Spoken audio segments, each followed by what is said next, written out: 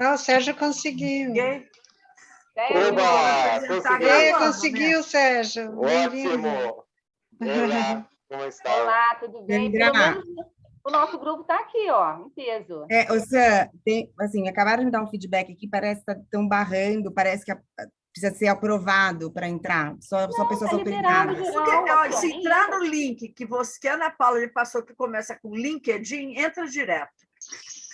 Pois é. Deixa eu ver o que eu faço. Me manda aqui. Vou botar aqui no chat, peraí.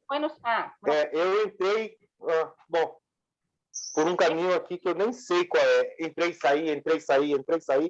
Aí teve uma hora que deu certo. Ai, Jesus. Bom, já viram que na próxima esse papel não pode ser meu. Nem de pôr o horário da tarde, nem dos LinkedIn. Sabe o que aconteceu, Sandra? É que o Zoom, ele não começa com LinkedIn, e as pessoas devem estar achando que ele está errado. Mas o que está escrito no cartaz está errado, que cai da manhã. Entendi. Mas qual o cartaz? O cartaz tem os dois links. Tem o cartaz da manhã e o da tarde. E o da tarde está com o mesmo? Para o da manhã. Deixa eu botar lá no meu vídeo. Esse aqui que eu botei agora que entra de tarde, entra direto. Mas ele é LinkedIn, muita gente pode achar que não é. É uma coisa que eu achava também. Bom. Aí a Priscila conseguiu, o Pedro conseguiu, bem-vindos. Alguém caiu. Bem-vindos, pessoal, tudo bem? Eu estou botando o link lá nos comentários, mas a pessoa tem que copiar, né, Giba? Porque está na minha bio. Tá. Sim. Que horas que nós marcamos para começar? Às 6. 18, pronto. 18. Tá. Daqui a pouquinho. Depende da pessoa, Sérgio. A maioria aqui marcou com a Sandra às 18. Eu marquei comigo mesmo às 18h30. Olha só. Verdade, cara. Entendi 18h30 e falei para todo mundo. Mas ela tinha entendido 18h30, depois que eu confirmei no cartaz. Inicialmente, ela marcou 18h30, depois ela mudou para as 18 na cabeça dela, e começamos 18, entendeu? Foi certo. Isso. E quase que eu mudei para 17. A pessoa estava tão ansiosa para ver o projeto. Oi, Sandra. Oi, Priscila. Oi, Ivan. Tudo bem? Bem-vindas. Tudo bom? Oi, Giba. Tudo bom? Oi, todo mundo. Boa noite. Boa noite. Maravilha. Boa noite. Vamos dar mais 2 minutinhos e a gente começa? Sim. Vanessa, você conseguiu entrar na boa? Foi tranquilo? Clicou no link, funcionou? Deu tudo certo? Sim, agora deu tudo certo. De manhã Viu, foi Vanessa? meio complicadinho, mas agora foi. Viu? Não é a pessoa que criou que deu errado, viu? Vanessa não, sem problemas. O usuário, né, Sam? É aquele negócio que fica entre a tela e o encosto da cadeira que deu problema. Muito bom. Muito bom, muito bom. Você participou de manhã também, Vanessa? Tá mudo. Tá no mudo. Claro, participei sim, foi ótimo, maravilhoso. Já temos recorrência aqui, ó, tá fantástico. Duas, né? A Leonor também, pelo que eu entendi. A Leonor também, né? Muito legal. Mas foi o gosto de quero mais, meia hora não deu para nada. Deu para nada. Verdade. Que bom. Agora é 1 hora ou meia hora também? Meia hora Meia também. hora. Mas quando vocês quiserem. 1 hora? Vocês que sabem. Eu tenho reunião de conselho, consegui mexer. Vamos lá? Querem começar? Eu vou colocar aqui no chat o nosso e-mail. Van, coloca seu e-mail de novo, que de manhã você pediu material, não pediu? Por e-mail? Eu pedi e já recebi. Você recebeu. Também já recebi, obrigada. Maravilhoso, tá bom. Pode ir, vou ficar quietinha aqui, tá? Vai lá, Giba, começa aí. Vamos lá. Boa noite a todos, boa noite a todas. Meu nome é Gilberto Lopes, sou conhecido aí como Giba. Sou paulista, tenho 50 anos e hoje a gente está aqui para falar um pouquinho sobre o Dia Mundial do Combate à Violência contra a Mulher. Um grupo aí de mulheres e de homens, né? Muitos estão aqui hoje nos assistindo, se reuniu para tomar algumas atitudes, né? Para tomar algumas iniciativas, para conscientizar as pessoas sobre os números, sobre os dados, né, sobre tudo isso que está acontecendo, que são números assustadores, né? E por que eu, um homem, estou abrindo aqui hoje essa sessão, né, nesse horário? Porque eu fui criado num ambiente de violência doméstica, né? Eu assisti a minha mãe sofrendo violência doméstica, a minha irmã sofrendo abuso sexual, eu também sofri violência doméstica. E essa coisa, ela destrói a vida da mulher, ela destrói a vida das crianças, ela destrói as famílias, né? Por causa desse tipo de situação, eu só consegui estudar até a 7ª série, eu não consegui evoluir, né? Como que uma criança que fica acordada a noite inteira se preparando ali, se protegendo, porque a qualquer momento ela pode ser espancada, como é que ela tem saúde mental para acordar às 7 da manhã e ir para uma escola, né? Não tem condição. Então, a violência doméstica e a violência contra a mulher destrói, né, a mulher, a criança e o núcleo da família como um todo, né? Então, hoje eu tenho empresa, emprego pessoas, mas isso poderia ter acabado com a minha vida, né? Poderia ter destruído os meus sonhos, a expectativa que eu tinha de viver, de brincar, né? Enfim, ter uma vida normal. E tem coisas muito profundas, né? Eu tenho 50 anos, a primeira vez que eu falei sobre esse assunto eu tinha 32 anos, foi um dia antes do meu casamento, e a sensação que eu ia casar mentindo para minha esposa, porque eu não tinha contado para ela tudo que eu tinha passado, né? Mas eu não conseguia falar, eu achava que eu era sujo, eu achava que eu era culpado, eu tinha um monte de fantasma, eu nunca falei com a minha mãe, nunca falei com a minha irmã, nunca falei com ninguém, né? Então eu tinha isso tipo enterrado dentro de mim, fui casar, falei, pô, vou começar uma relação, uma pessoa que eu amo, com uma omissão, né? E aí foi muito difícil contar para ela, chorei muito e não saía. Ela ficou muito preocupada, falou, pô, você tem uma amante, você tem filhos, né? O que está acontecendo, né? E aí eu consegui contar para ela isso, e ela me apoiou muito, ela é psicóloga, enfim, me ajudou bastante. Depois eu busquei terapia, e aí depois, lá com uns 38 anos de idade, que eu fui mexer nisso. E é tão sério, né, tão grave, que 6 anos depois de casado, eu tive a minha primeira filha, né, a Júlia.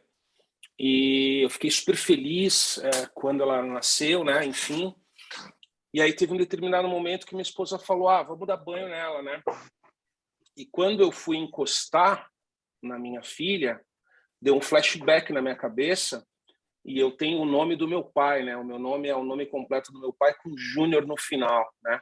Então na minha cabeça ficou o seguinte, né? Pô, eu tenho o nome do cara, eu tenho o sangue do cara, provavelmente eu vou fazer as mesmas coisas que esse cara, né? Isso afetou muito a minha relação com a minha filha. Eu tinha medo de tocá-la sem roupa, eu tinha medo de dar banho, eu tinha toda essa aversão com isso de tudo que eu vivi e presenciei, né? Então eu acho que quando a gente ouve, né, os relatos de mulheres, e são muitos, eu estava comentando isso com as amigas aqui hoje na nossa conversa à tarde, os homens, né, muitos homens, eles criaram um filtro, né? Então quando uma mulher está falando sobre essa questão, o homem ouve como se fosse aquela coisa que ele ouve todo dia, sabe? Falar, tem mais uma mulher aí falando, não vou nem ouvir, né? E eu falo muito desse assunto em empresa, em palestra, em evento, em igreja, todo lugar que eu vou, né? Eu falo sobre esse assunto. E eu noto que dói o ouvido do homem que está ouvindo, né? Ele fala, pô, peraí, tem um cara falando de violência doméstica, violência sexual, nunca ouvi isso, né?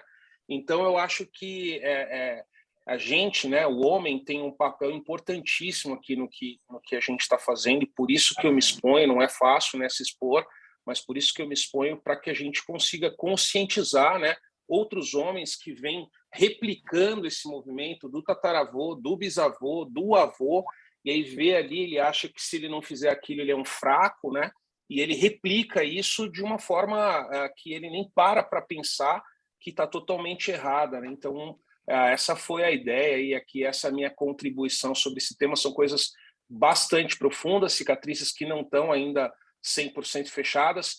Alguns aqui sabem, outros não, mas faz mais ou menos um mês, quando eu completei 50 anos, que eu decidi contar para todas as pessoas que eu tinha estudado só até a 7ª série. Então, vocês veem, eu estou com 50 anos de idade e até hoje eu estou administrando sequelas e cicatrizes dessa vida lá atrás, baseado na violência doméstica, né? Uma vez me perguntaram qual era o maior sonho que eu tinha, e eu falei que o meu maior sonho era ter uma vida de paz, né? Então é impressionante o estrago que isso faz na vida das pessoas e como a gente precisa se unir e mostrar cada vez mais isso, que é muito melhor ter uma vida em paz, é muito melhor resolver as coisas no diálogo, muito melhor você não ter medo, né? A hora que você vai deitar, a hora que você vai falar as coisas, e é por isso que a gente está aqui. É isso, gente. Essa é a minha parte. Eu vou passar aqui a palavra, acho que para a Adriana, para ela seguir aqui com a parte que a gente vai evoluir agora. Obrigado a todos aí pelo convite. Obrigada, Giba. Antes de eu trazer um pouquinho de números, eu vou pedir para o Sérgio trazer a experiência dele, que é muito rica, com o trabalho que ele faz junto aos homens, né? E aí depois eu toco o barco aqui. Pode ser, Sérgio?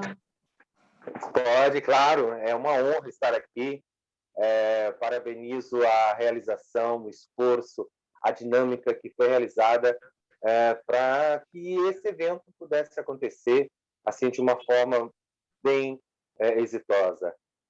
E, de fato, um homem falar no dia 25 de novembro, uma data assim de reivindicação, de celebração, uma data importante dentro do ativismo. Por que trabalhar com os homens?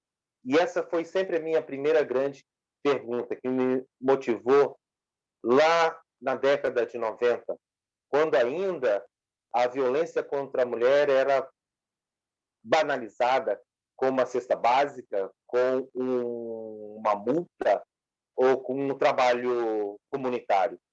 Em nada mudava o pensamento desse homem. Pelo contrário, às vezes a mulher levava a cesta básica à creche, ao asilo. Então, vendo essa situação, já que eu estava trabalhando no ABC Paulista, eu comecei a perceber a necessidade de fazer alguma coisa. Não só por causa desses homens, mas por causa também minha. Porque, ao entrar num elevador, a mulher se afastava, né? Ficava no fundo. Vai ver que ela achava eu muito feio, né? Pô, o que será que passava com essa mulher? Ao cruzar com uma mulher na calçada, ela mudava de calçada. Ao sentar ao lado de uma mulher no ônibus, num banco de um ônibus, de trem, de metrô, por que ela se retraía toda? Ela nunca me viu, por que ela... Então, essa situação já de cara já me incomodou, né? Porque um outro homem havia cometido violência contra essa mulher. E aí eu comecei a trabalhar e pesquisar. E aqui no Brasil não existia nenhuma experiência. E aí eu fui para o Canadá, para a Espanha, Estados Unidos, México. E até que eu trouxe um pouco essa experiência antes da Lei Maria da Penha. E pude começar a fazer os grupos reflexivos no ABC Paulista e trazer essas experiências. Porque, ao mesmo tempo que eu trabalhava com esses homens, eu também trabalhava com a minha própria experiência, com a minha realidade, com a minha educação machista, com os meus preconceitos, com os meus limites. E eu percebi que trabalhar com os homens também seria trabalhar comigo para vencer os meus traumas, as minhas sequelas. E aí eu comecei a desenvolver os primeiros projetos com homens autores de violência e pude participar das conferências estaduais aqui em São Paulo, no Rio de Janeiro, em Brasília, para a elaboração de um documento e muito mais do que uma lei, de uma proposta de olhar para a violência e tentar, de certa forma, criar uma política de atuar com o homem autor de violência. A gente nem me chamava autor, porque eu também tive que reelaborar, ressignificar isso. O agressor, ele é agressor 24 horas por dia. Agora, quando eu chamo um autor de agressão, um autor de violência, eu quero identificar em que lugar, em que momento, que história esse homem cometeu essa violência e como essa violência criou essa identidade. Então, hoje, eu venho coordenando vários projetos, não só com homens autores de violência na cidade de São Paulo, Campinas, Peruíbe, São Sebastião, cada lugar tem o seu nome, João de Barro, em Peruíbe, Tempo de Despertar, em São Paulo. Fui convidado pela doutora Gabriela dar essa cara, esse jeito, né, de uma educação, de uma forma punitivista, porque antes aqui o Ministério de São Paulo ele tinha uma visão punitivista muito grande. O Estado de São Paulo foi o último Estado praticamente a instituir um juizado da violência doméstica. É só punição, punição, punição. Falam, não, vamos educar. Tornozeleira eletrônica, um dia acaba a pilha. 3 anos de cadeia. É claro que ele cometeu um crime, mas como educar? Como mudar? Como fazer com que a sociedade perceba que esse homem tem um outro tipo de sofrimento e precisa, sim, ser acolhido para que ele não reincida na violência. Então, hoje, existem projetos em Campinas, o Serave, projeto em Leme, em que eu faço a supervisão das equipes, a capacitação, o treinamento, mas não só isso. Eu pego esse material humano de conhecimento, filtro, faço um processo de alquimia e aplico nas empresas, nas instituições, para que a violência, principalmente assédio sexual e importunação sexual, possa encerrar. Então, isso eu venho fazendo há muito tempo. Eu só pegaria só ali a direitinha que tem a paralela, sabe? Pode ser, então? Oi. E com isso estou muito honrado de estar nesse espaço de articulação, de proposta, de construções entre homens, fazendo com que outros homens possam educar outros homens, aliados a tantos projetos já coordenados por essas maravilhosas mulheres. Parabéns ao evento.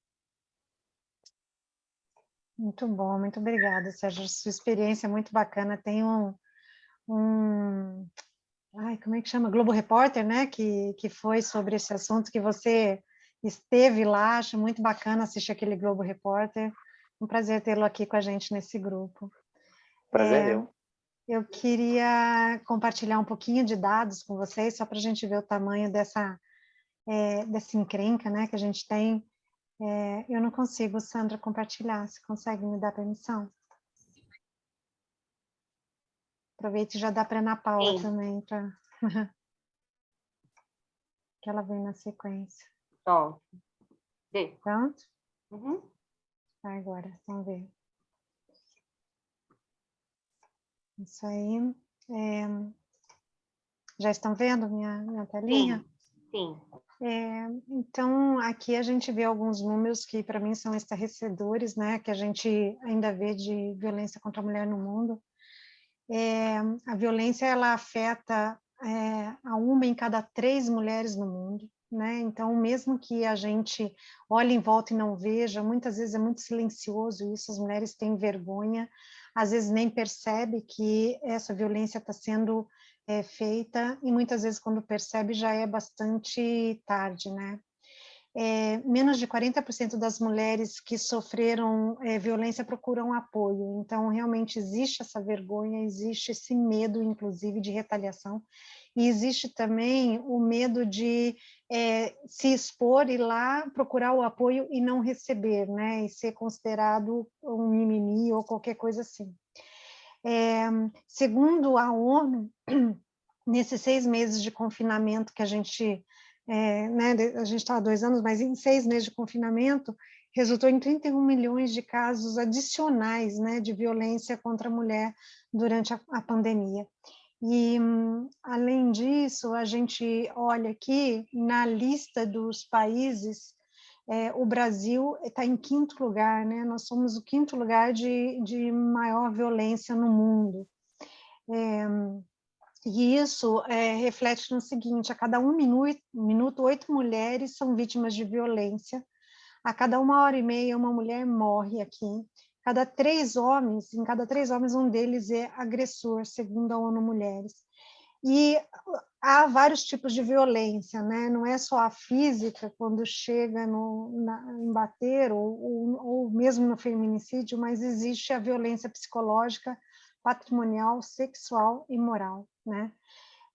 Aqui no Brasil, a gente tem o 180 para dar suporte, e só em 2019 nós tivemos 92 mil denúncias, e isso a gente está vendo que é menos de 40% do que realmente ocorre.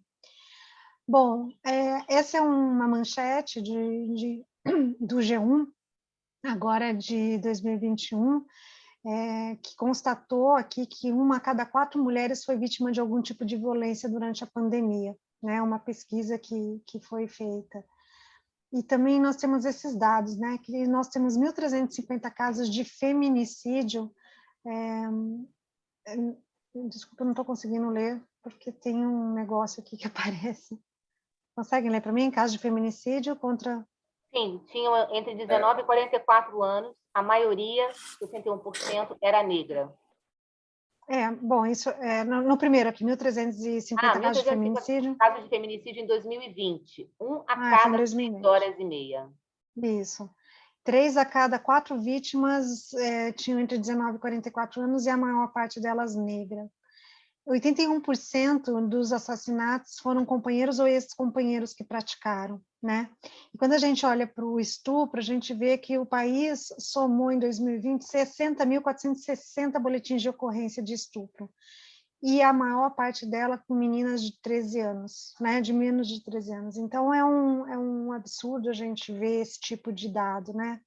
Isso aqui foi uma coleta que a Ana Riso fez em um final de semana de manchetes, né, de vários veículos que nós temos aqui no Brasil. Isso tudo que acontece, casos de feminicídio, jovens mortas, modelo morta, a mulher, enfim, e tudo isso aqui, o homem que esfaqueia a ex-esposa, a estudante que é morta na balada, enfim, isso aqui é tudo muito triste. Isso foi um único final de semana que foi coletado de coisas que estavam acontecendo naquele momento. Então, só para a gente ver o tanto que acontece de coisas nesse Brasilzão aqui, sem que a gente consiga fazer muita coisa, né? E é por isso, né, olhando essas manchetes, olhando tudo isso, que a gente, inconformado com essa situação e se sentindo muito privilegiados de estar nessa posição, a gente resolveu movimentar esse grupo de pessoas que quiseram fazer parte desse movimento, e por isso que a gente está aqui, né? E obrigado vocês que se juntaram aí a nós hoje, já fazem parte desse movimento também, nós estamos considerando isso. E aí eu queria chamar a Ana Paula para contar um pouquinho do material que a gente desenvolveu e das coisas que ela mesma, como profissional, que está trabalhando muito tempo já com isso, desenvolveu para disponibilizar para o grupo, né? Muito bom, obrigada, Adriana. Acho que, Sandra, você pode me dar permissão para poder compartilhar, por gentileza? É assustador quando a gente vê um mapeamento desse só no final de semana, né? E como que a gente enfrenta um cotidiano que a melhoria custa para chegar, né? A tomada de consciência... Desculpa.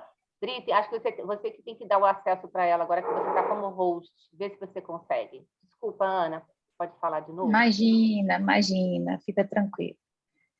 Bem, gente, nesse trajeto aí do convite da Sandra, a gente começou a ver o que a gente poderia fazer de contribuição a partir do que a gente já tinha realizado dentro do Hub Mulher. Nós somos um coletivo de mulheres voluntárias, temos várias Hubbers aqui, e a gente vem trabalhando assim, há uns 2, 3 anos com a ONU Mulheres. Eu sou CEO da Arbash Innovations, nós somos signatários dos UEPs, então já tinha uma parceria com a ONU Mulheres, quando a Adriana Carvalho convidou a gente para gamificar os UEPs, a Sandra convidou a gente para lançar o game de carreira feminina, e em plena pandemia, a Adriana da ONU me pediu para a gente gamificar a Lei Maria da Penha, e aí a gente começou a fazer, eu, a Lília e a doutora Ruth, que estava hoje pela manhã, um trabalho muito intenso com vários stakeholders. Foi um projeto de Open Innovation que foi feita com 16 instituições parceiras, um projeto belíssimo que depois, quando a gente tiver tempo, a gente conversa no assunto. Mas quando a Sandra, que é uma super parceira nossa, convidou para fazer parte do time, eu falei, vamos usar um pouco dessas skills de professora, que está sempre latente, para a gente criar o potencial de multiplicação dentro das organizações. O que eu vejo é que muito da área de T&D fica esperando as pessoas fazerem alguma coisa para a gente poder fazer acontecer. Então, nós estamos dando nas mãos delas um manual. Esse é um e-book que a gente chamou de roteiro didático e conteúdo programático, que eu fiz através de uma curadoria de conteúdo totalmente gratuita na internet. Então, qualquer área de P&D ou profissional de RH que quiser instalar um curso, uma palestra, um programa para abordar o tema gratuitamente, aqui ele tem como se fosse um mapa onde ele vai plugando várias soluções gratuitas e objetos de aprendizagem para formatar um conteúdo para abordar o tema na organização, desde chão de fábrica até C-level. Então, é como se fosse um roteiro de bricolagens que, ao final do treinamento, o público vai saber o que é a violência contra a mulher, há 5 tipos de violência: moral, psicológica, patrimonial, física, inseridas na lei Maria da Penha, os impactos da violência contra a mulher e como ser um agente de transformação. Esse era o nosso maior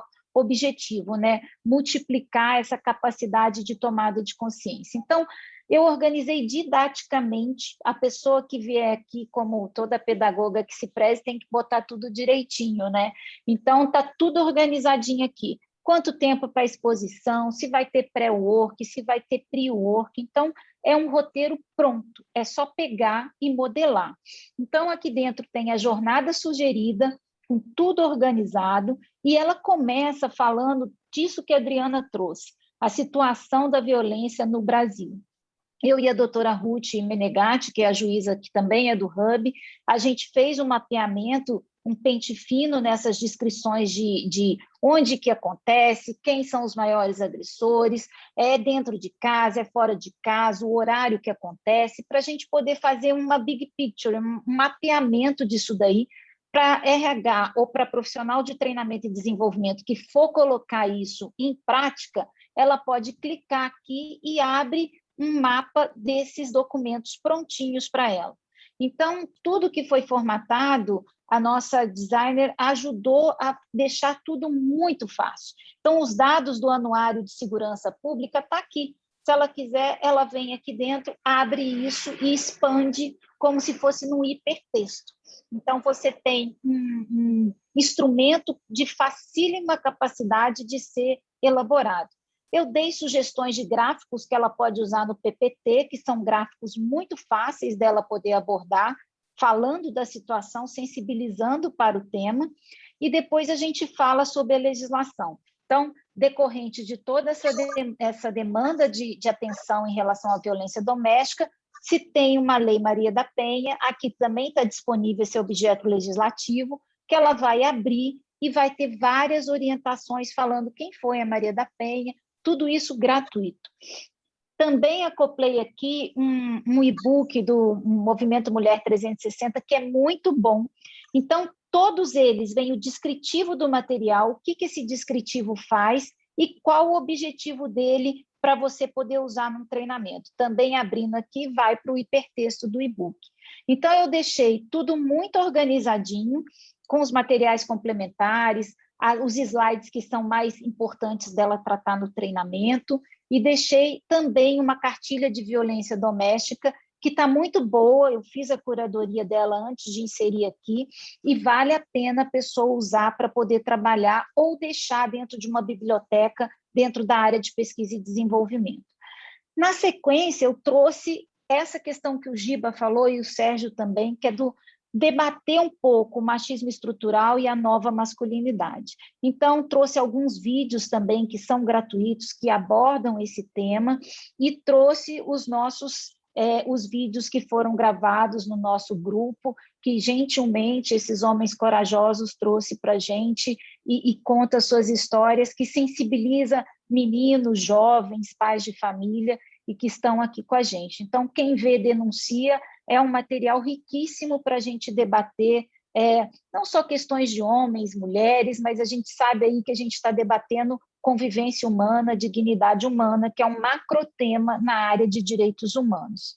E aqui a gente também tem, que eu achei ótimo, que são os vídeos do Instituto Avon, que também é um parceiro nosso, do Hub Mulher, e que a gente traz assim, pílulas de depoimentos, que se a área de T&D quiser colocar no mês da mulher, ou quiser sensibilizar no mês de novembro, ela pode inserir dentro da intranet dela e pode até trabalhar grupo a grupo, grupos grandes em palestra, fazer os feedbacks, fazer um mapeamento de comportamentos declinantes, sustentáveis ou emergentes nesse sentido.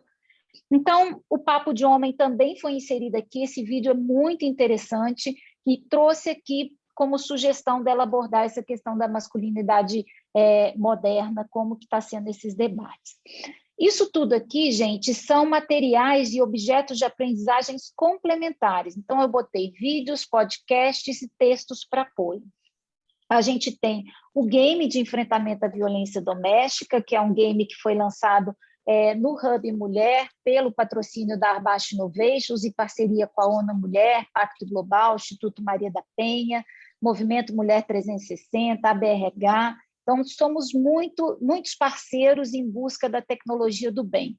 É um game gratuito, o Ricardo, que é aqui do nosso grupo, já aplicou na Apvida, foram mais de 300 pessoas tendo essa relação de educação para os direitos humanos a partir de uma ferramenta gamificada, muito lúdica, que conta a história da Penha com a Luana nessa trajetória de relacionamentos tóxicos.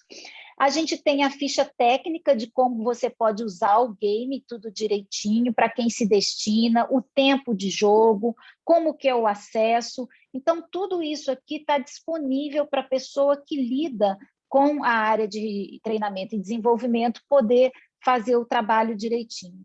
E aqui somos nós que cooperamos, todas nós que estamos juntos e as empresas nesse projeto aqui.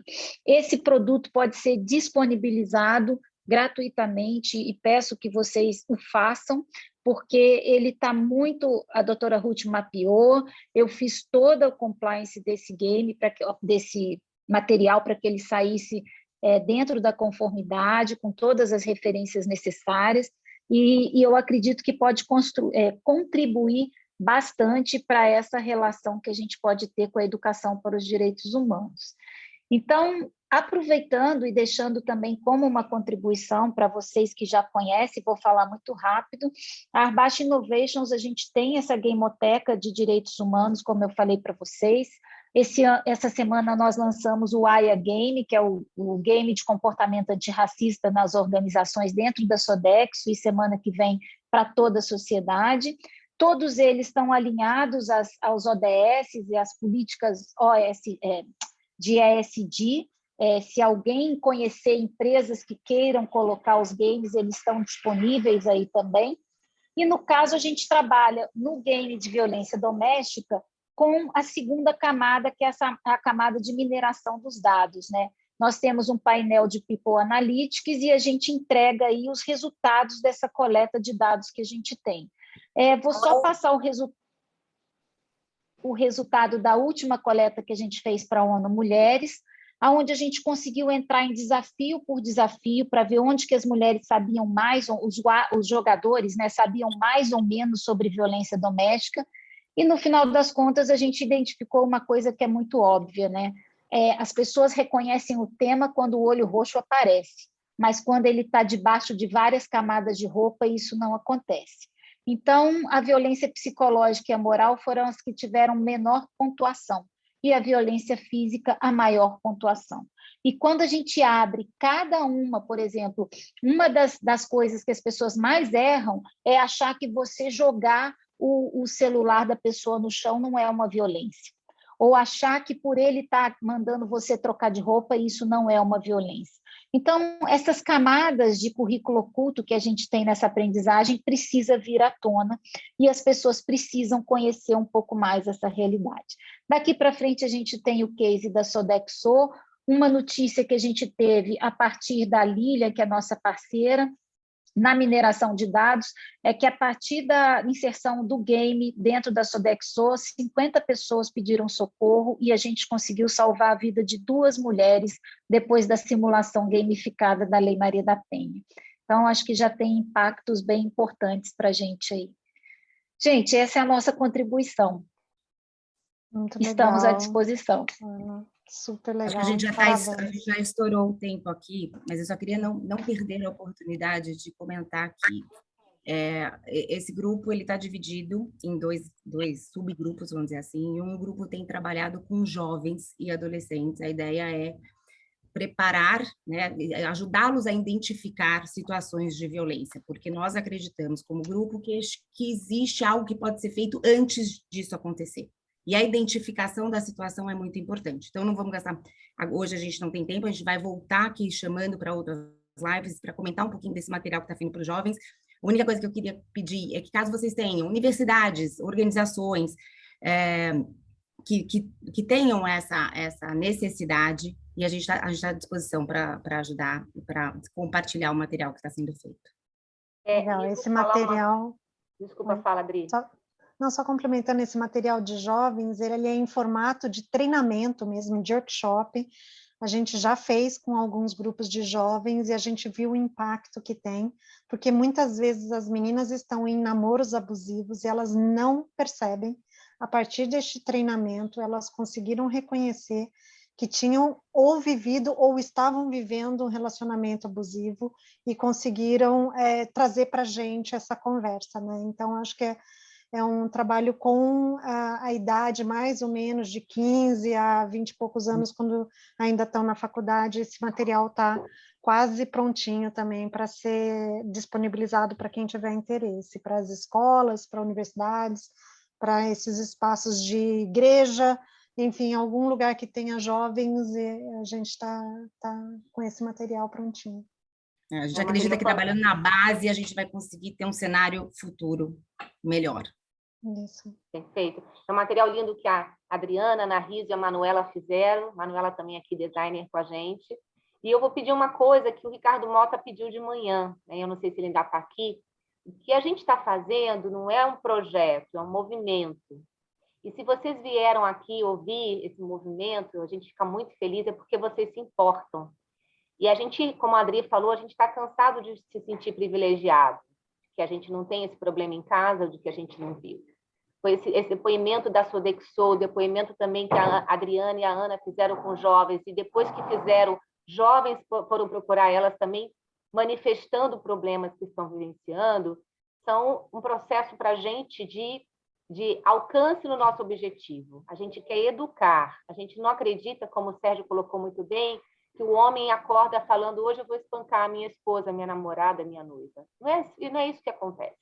Então, a gente precisa, sim, das mulheres entendendo o que é a violência, para que elas possam se proteger e pedir ajuda no início, né? Porque começa muito sutil, e que os homens apoiem os outros homens que estão num comportamento violento, abusivo, a se reeducarem. Então, esse é o material. Então, se vocês pegarem esse material e distribuírem para 5 pessoas do seu relacionamento, na igreja, no centro espírita, no trabalho, no barzinho, na sua família, para a gente é um grande resultado. A gente precisa começar a disseminar.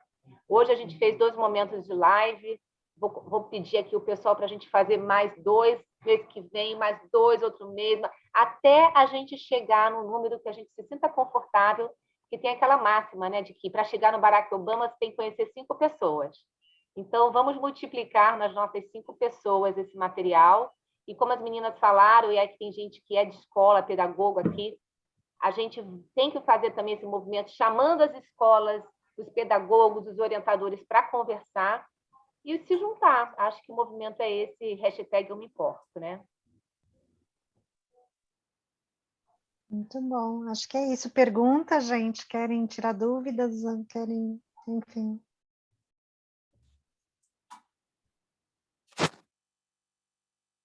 Pergunta não, fazer uma troca, né? Eu trabalho na Fundação Getúlio Vargas, junto com a Ana Paula, né? Eu sou psicóloga, assistente social, já fiz um monte de coisa nessa vida. Estou no grupo 70 a mais, está tudo certo, né? E eu tenho muita conexão trabalhar com escolas, com o ensino médio. E a gente tem uma oportunidade muito grande agora de inserir esse tema com a mudança da grade curricular, que a gente tem programas de vida e dá para a gente inserir esse tema de forma bem abundante, né? Então, até já mandei mensagem para a Adriana, se ela pode disponibilizar para mim o material do trabalho com jovens, para a gente começar com o 3º ano do ensino médio, e depois entrar nos primeiros anos da graduação, né? E eu acho que é um momento importante, porque a gente vê um quadro que rasteja, né?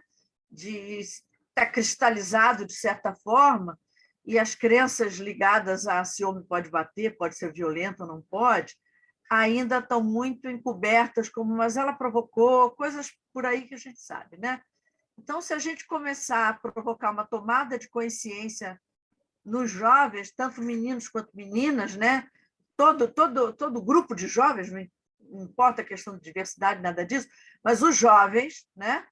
Que eles possam ficar mais atentos, mais ligados, mais informados, principalmente para poderem começar a pensar, criarem planos próprios para se defender. Então, eu acho que a gente consegue fazer uma penetração em escola para começar justamente com o terceiro ano, né? Que é um momento de decisão na vida deles. Eles vão cruzar uma ponte entre o padrão escola para entrar no padrão universidade. Alguns não vão para a universidade, vão para o mercado de trabalho direto, mas, de qualquer maneira, todos que saírem do terceiro ano do ensino médio vão viver uma nova realidade. E essa nova realidade ainda vem muito encharcada de crenças antigas, de pode ou não pode, né? Isso não é bem assim, isso é exagero, mas a gente sabe que quem sofre não acha nem um pouco exagero, né? Precisa realmente ser protegido, ser defendido. Então, aquilo que a Sandra falou, a gente está muito a cavaleiro, porque, graças a Deus, não está vivendo isso nas suas casas. Eu tenho 9 mulheres na minha vida, porque eu tenho 3 filhas e 6 netas, onde a mais velha vai fazer agora 25 anos e a mais novinha tem 2, então tem muita mulher para proteger, né? Muita mulher para instruir. Então, eu vejo isso muito de perto, né? As minhas meninas dão muito acesso a que eu passe esse material para. Já acabei até de dividir com elas, mandei o material que eu recebi de manhã da Sandra, já partilhei com elas, e a gente vai sentando com as meninas e vai conversando. E quanto mais elas ficarem firmes no que elas precisam fazer para se protegerem, né? Mais elas vão espalhar, igual purpurina, né? Se sair um com purpurina, sai todo mundo purpurinado. Então, vamos tentar fazer por aí, né? Por isso que eu fiz esse pedido de ajuda para a Adriana, porque eu acho que é um campo muito fértil, muito importante, que não vou dizer nem que ele é preventivo, porque às vezes já até está tarde para ser preventivo, mas é uma oportunidade da gente começar a preparar o terreno para possíveis danos no futuro, né? Perfeito, Leonor. E conte com a gente, inclusive, para palestrar dentro das suas escolas aí, que você tem contato. A gente vai lá, com o maior prazer. Vou pegar depois uma que está mais próxima a mim, né?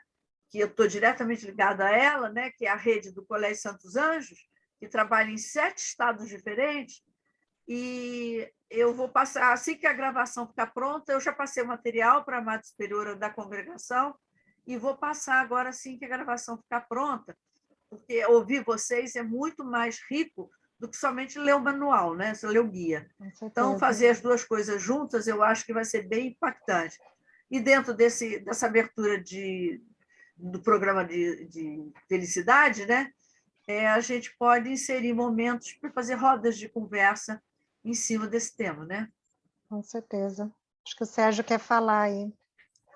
Eu acho a experiência fantástica. Nossa, maravilhoso. Trabalhar com educação, prevenção, é o caminho, porque enquanto eu estou lá na ponta já enxugando o gelo lá no iceberg, eu observo isso.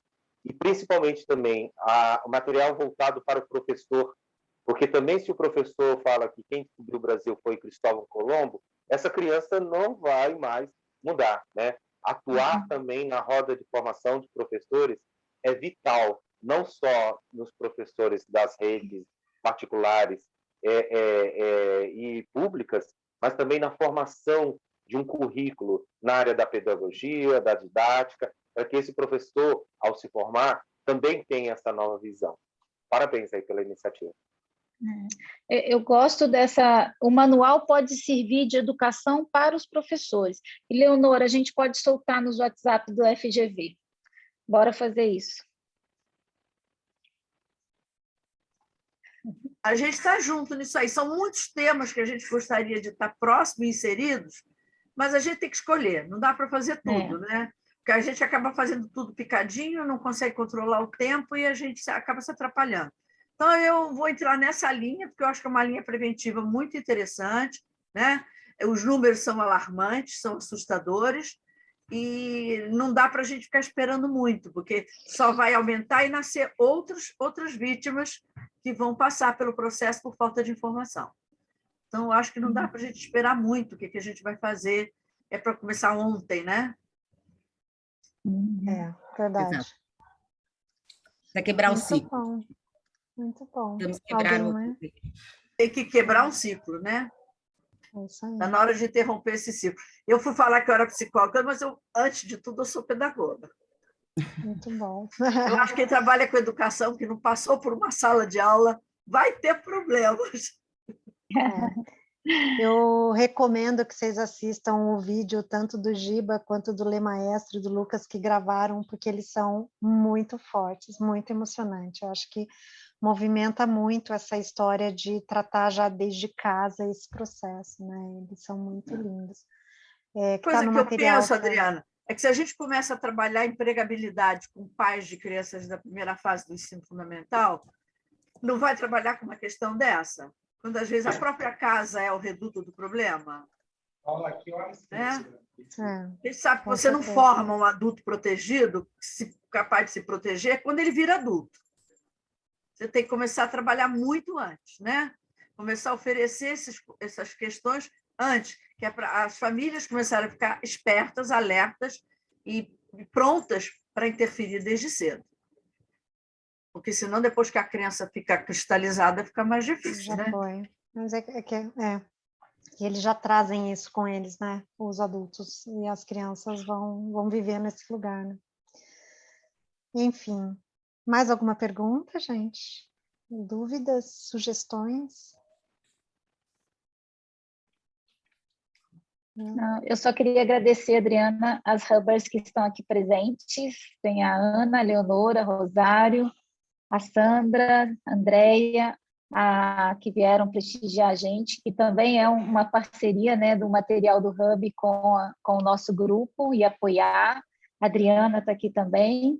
A Rosária está capitaneando também uma ação dentro do Hub muito bonita sobre teto de vidro, síndrome de impostora, e que vai sair aí também um material muito legal, que é, de certa forma, um tipo de violência que ocorre dentro das organizações, né? Super obrigada, estamos juntos aí, meninas.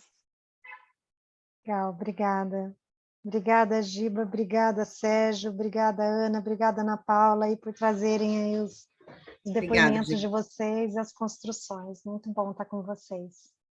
Obrigado, gente. Parabéns aí pelo trabalho. O material está excelente. Vou implementar na minha empresa e depois eu compartilho com vocês. Lá tem 700 pessoas para utilizarem isso. Eu sempre, sem saber nada, sem conhecer nada, mas eu sempre busquei que a minha empresa fosse o segundo melhor lugar da vida dos meus funcionários. Na maior parte deles é o primeiro melhor lugar, porque a casa é o inferno, né? E com tudo isso que você mostrou aí, Ana Branches, dá para fazer um trabalho bem melhor. Eu fazia na machadinha, sabe? Com o que eu achava que era. E fiquei muito feliz com tudo que vi. Sou um potencial consumidor de tudo que foi mostrado aqui hoje. Parabéns. Legal, obrigada. Sandra e Manu, obrigada. E a Manu trabalhou com o material, né? A Sandra que chamou todo mundo junto aí para a gente estar nessa. Então, enfim, só agradecimentos aí por fazer parte disso tudo, gente. Muito obrigada. Obrigada. Tchau, pessoal. Tchau, obrigada. Boa noite. Tchau. Parabéns pelo trabalho. Parabéns. Obrigada. Tchau.